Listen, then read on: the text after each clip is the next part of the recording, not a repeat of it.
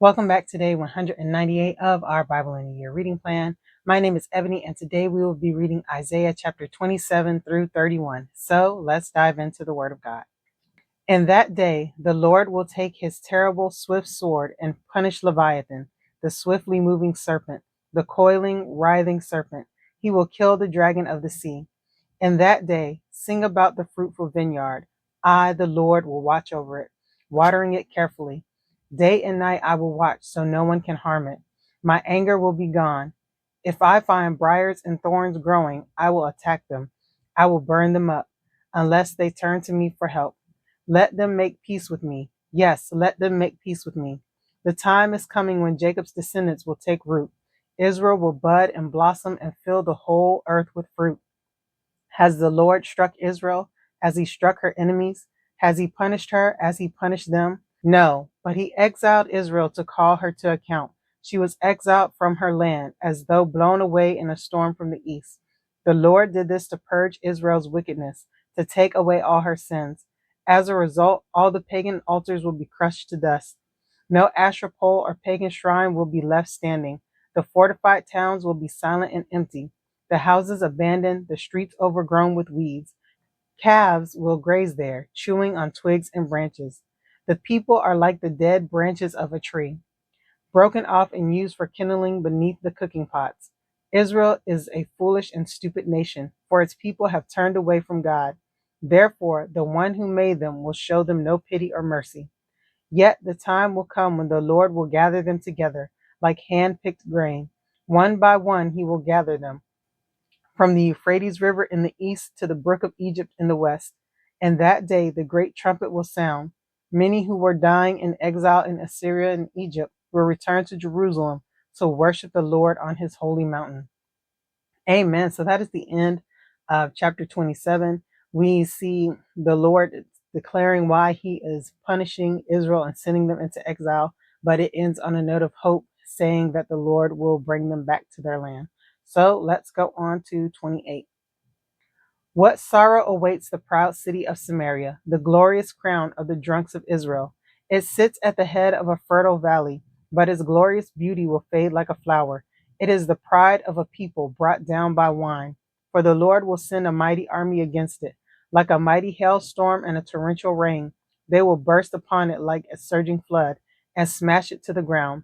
The proud city of Samaria, the glorious crown of the drunks of Israel, will be trampled beneath its enemies' feet. It sits at the head of a fertile valley, but its glorious beauty will fade like a flower. Whoever sees it will snatch it up, as an early fig is quickly picked and eaten. Then at last the Lord of heaven's armies will himself be Israel's glorious crown. He will be the pride and joy of the remnant of his people. He will give a longing for justice to their judges.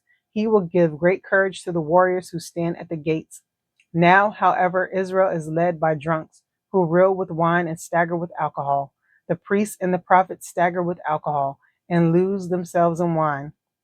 They reel when they see visions and stagger as they render decisions.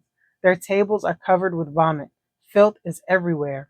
Who does the Lord think we are? They ask. Why does he speak to us like this? Are we little children, just recently weaned? He tells us everything over and over, one line at a time, one line at a time, a little here and a little there. So now God will have to speak to his people through foreign oppressors who speak a strange language. God has told his people, here is a place of rest. Let the weary rest here. This is a place of quiet rest. But they would not listen. So the Lord will spell out his message for them again, one line at a time, one line at a time, a little here and a little there, so that they will stumble and fall. They will be injured, trapped, and captured. Therefore, listen to this message from the Lord, you scoffing rulers in Jerusalem. You boast, we have struck a bargain to cheat death and have made a deal to dodge the grave. The coming destruction can never touch us, for we have built a strong refuge made of lies and deception. Therefore, this is what the sovereign Lord says. Look, I am placing a foundation stone in Jerusalem, a firm and tested stone. It is a precious cornerstone that is safe to build on. Whoever believes need never be shaken. I will test you with the measuring line of justice and the plumb line of righteousness. Since your refuge is made of lies, A hailstorm will knock it down. Since it is made of deception, a flood will sweep it away. I will cancel the bargain you made to cheat death, and I will overturn your deal to dodge the grave. When the terrible enemy sweeps through, you will be trampled into the ground. Again and again that flood will come, morning after morning, day and night, until you are carried away. This message will bring terror to your people. The bed you have made is too short to lie on. The blankets are too narrow to cover you. The Lord will come as he did against the Philistines at Mount Perazim and against the Amorites at Gibeon. He will come to do a strange thing. He will come to do an unusual deed. For the Lord of heaven's armies, has plainly said that he is determined to crush the whole land. So scoff no more, or your punishment will be even greater. Listen to me. Listen and pay close attention. Does a farmer always plow and never sow? Is he forever cultivating the soil and never planting? Does he not finally plant his seeds? Black cumin, wheat, barley, and emmer wheat, each in its proper way and each in its proper place. The farmer knows just what to do, for God has given him understanding. A heavy sledge is never used to thresh black cumin. Rather, it is beaten with a light stick. A threshing wheel is never rolled over cumin. Instead, it is beaten lightly with a flail. Grain for bread is easily crushed, so he doesn't keep on pounding it. He threshes it under the wheel of a cart, but he doesn't pulverize it. The Lord of heaven's armies is a wonderful teacher, and he gives the farmer great wisdom. Amen. That is the end of Isaiah chapter 28, and we see a warning going out to the nation of Israel, and then it turns back around and gives a warning to Jerusalem because they had felt secure in whatever pact or deal that they had made. But all right, let's go on to chapter 29. What sorrow awaits Ariel, the city of David. Year after year you celebrate your feasts, yet I will bring disaster upon you, and there will be much weeping and sorrow. For Jerusalem will become what her name Ariel means, an altar covered with blood. I will be your enemy, surrounding Jerusalem and attacking its walls. I will build siege towers and destroy it. Then deep from the earth you will speak. From low in the dust your words will come. Your voice will whisper from the ground, like a ghost conjured up from the grave. But suddenly, your ruthless enemies will be crushed like the finest of dust. Your many attackers will be driven away like chaff before the wind. Suddenly, in an instant, I, the Lord of heaven's armies, will act for you with thunder and earthquake and great noise, with whirlwind and storm and consuming fire. All the nations fighting against Jerusalem will vanish like a dream. Those who are attacking her walls will vanish like a vision in the night. A hungry person dreams of eating but wakes up still hungry. A thirsty person dreams of drinking but is still faint from the thirst when morning comes. So it will be with your enemies, with those who attack Mount Zion. Are you amazed and incredulous? Don't you believe it? Then go ahead and be blind. You are stupid, but not from wine. You stagger, but not from liquor, for the Lord has poured out on you a spirit of deep sleep. He has closed the eyes of your prophets and visionaries. All the future events in this vision are like a sealed book to them. When you give it to those who can read, they will say, "We can't read it because it is sealed." When you give it to those who cannot read, they will say, "We don't know how to read." And so the Lord says, "These people say they are mine. They honor me with their lips, but their hearts are far from me. And their worship of me is nothing but man-made rules learned by rote. Because of this, I will once again astound these hypocrites with amazing wonders. The wisdom of the wise will pass away, and the intelligence of the intelligent will disappear. What sorrow awaits those who try to hide their plans from the Lord, who do their evil deeds in the dark. The Lord can't see us, they say. He doesn't know what's going on. How foolish can you be? He is the potter, and he is certainly greater than you, the clay. Should the created thing say of the one who made it, "He didn't make me"?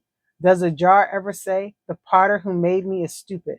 Soon, and it will not be very long, the fortress of Lebanon will become a fertile field, and the fertile field will yield bountiful crops. And that day, the deaf will hear words read from a book, and the blind will see through the gloom and darkness. The humble will be filled with fresh joy from the Lord. The poor will rejoice in the Holy One of Israel. The scoffer will be gone, the arrogant will disappear, and those who plot evil will be killed. Those who convict the innocent by their false testimony will disappear. A similar fate awaits those who use trickery to pervert justice and who tell lies to destroy the innocent. That is why the Lord, who redeemed Abraham, says to the people of Israel, "My people will no longer be ashamed or turn pale with fear, for when they see their many children and all the blessings I have given them, they will recognize the holiness of the Holy One of Jacob. They will stand in awe of the God of Israel. Then the wayward will gain understanding, and complainers will accept instruction." Amen. That is the end of Isaiah 29. And we see the Lord giving a message about Jerusalem and how it will be destroyed. But also, once again, giving hope to the Israelites towards the end of the chapter. But all right, let's go on to Isaiah chapter 30. What sorrow awaits my rebellious children, says the Lord. You make plans that are contrary to mine. You make alliances not directed by my spirit, thus piling up your sins. For without consulting me, you have gone down to Egypt for help. You have put your trust in Pharaoh's protection. You have tried to hide in his shade. But by trusting Pharaoh, you will be humiliated, and by depending on him, you will be disgraced. For though his power extends to Zoan and his officials have arrived in Hanes, all who trust in him will be ashamed. He will not help you. Instead, he will disgrace you. This message came to me concerning the animals in the Negev. The caravan moved slowly across the terrible desert to Egypt. Donkeys weighed down with riches and camels loaded with treasures, all to pay for Egypt's protection. They traveled through the wilderness, a place of lionesses and lions, a place where vipers and poisonous snakes live. All this, and Egypt will give you nothing in return. Egypt's promises are worthless. Therefore, I call her Rahab, the harmless dragon. Now go and write down these words. Write them in a book. They will stand until the end of time as a witness that these people are stubborn rebels who refuse to pay attention to the Lord's instructions. They tell the seers, stop seeing visions. They tell the prophets, don't tell us what is right. Tell us nice things. Tell us lies. Forget all this gloom. Get off your narrow path. Stop telling us about your Holy One of Israel. This is the reply of the Holy One of Israel. Because you despise what I tell you and trust instead in oppression and lies, calamity will come upon you suddenly, like a bulging wall that bursts and falls. In an instant, it will collapse and come crashing down. You will be smashed like a piece of pottery, shattered so completely that there won't be a piece big enough to carry coals from a fireplace or a little water from the well. This is what the sovereign Lord says, the Holy One of Israel says. Only in returning to me and resting in me will you be saved. In quietness and confidence is your strength, but you would have none of it. You said, no, we will get our help from Egypt. They will give us swift horses for riding into battle. But the only swiftness you are going to see is the swiftness of your enemies chasing you. One of them will chase 1,000 of you. 5 of them will make all of you flee.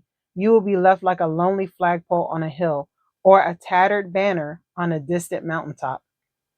So the Lord must wait for you to come to him so he can show you his love and compassion. For the Lord is a faithful God. Blessed are those who wait for his help. O people of Zion who live in Jerusalem, you will weep no more. He will be gracious if you ask for help. He will surely respond to the sound of your cries. Though the Lord gave you adversity for food and suffering for drink, he will still be with you to teach you. You will see your teacher with your own eyes. Your own ears will hear him. Right behind you, a voice will say, this is the way you should go, whether to the right or to the left.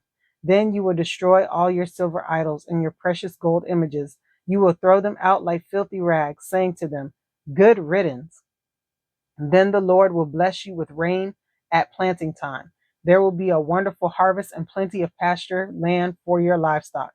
The oxen and donkeys that till the ground will eat good grain, if its chaff blown away by the wind. And that day, when your enemies are slaughtered and towers fall, there will be streams of water flowing down every mountain and hill.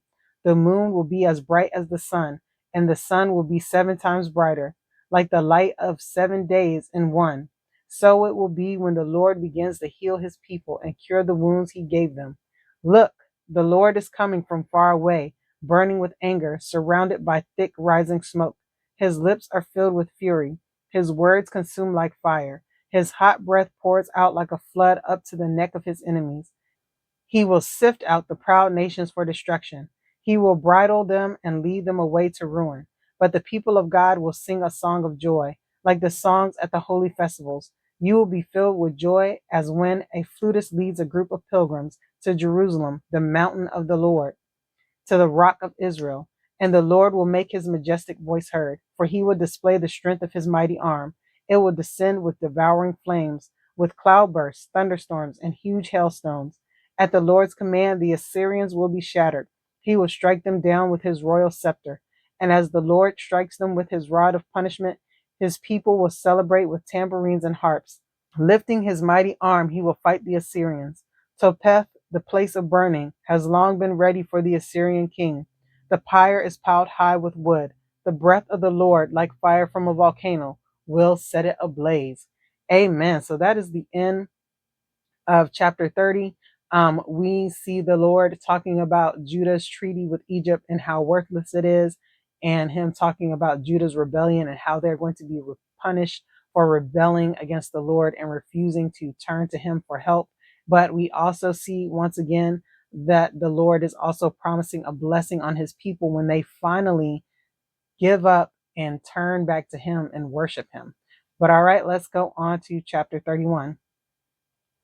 What sorrow awaits those who look to Egypt for help, trusting their horses, chariots, and charioteers, and depending on the strength of human armies instead of looking to the Lord, the Holy One of Israel. In his wisdom, the Lord will send great disaster. He will not change his mind. He will rise against the wicked and against their helpers, for these Egyptians are mere humans, not God. Their horses are puny flesh, not mighty spirits. When the Lord raises his fist against them, those who help will stumble, and those being helped will fall. They will all fall down and die together. But this is what the Lord has told me. When a strong young lion stands growling over a sheep it has killed, it is not frightened by the shouts and noise of a whole crowd of shepherds. In the same way, the Lord of heaven's armies will come down and fight on Mount Zion. The Lord of heaven's armies will hover over Jerusalem and protect it like a bird protecting its nest. He will defend and save the city. He will pass over it and rescue it. Though you are such wicked rebels, my people, come and return to the Lord. I know the glorious day will come when each of you will throw away the gold idols and silver images your sinful hands have made. The Assyrians will be destroyed, but not by the swords of men. The sword of God will strike them, and they will panic and flee. The strong young Assyrians will be taken away as captives. Even the strongest will quake with terror, and princes will flee when they see your battle flag, says the Lord, whose fire burns in Zion, whose flame blazes from Jerusalem. Amen. So that is the end of Isaiah chapter 31. Once again, the Lord is reiterating his stance to them about them relying on Egypt and how Egypt is going to be helpless, but it is the Lord that is going to save his people. But all right, that is the end of day 198 of our Bible in a Year reading plan. I pray that you are blessed by this reading. Don't forget to like and subscribe to the channel so that you can get the notification for day 199 of our Bible in a Year reading plan. All right, everyone, have a blessed day. Bye.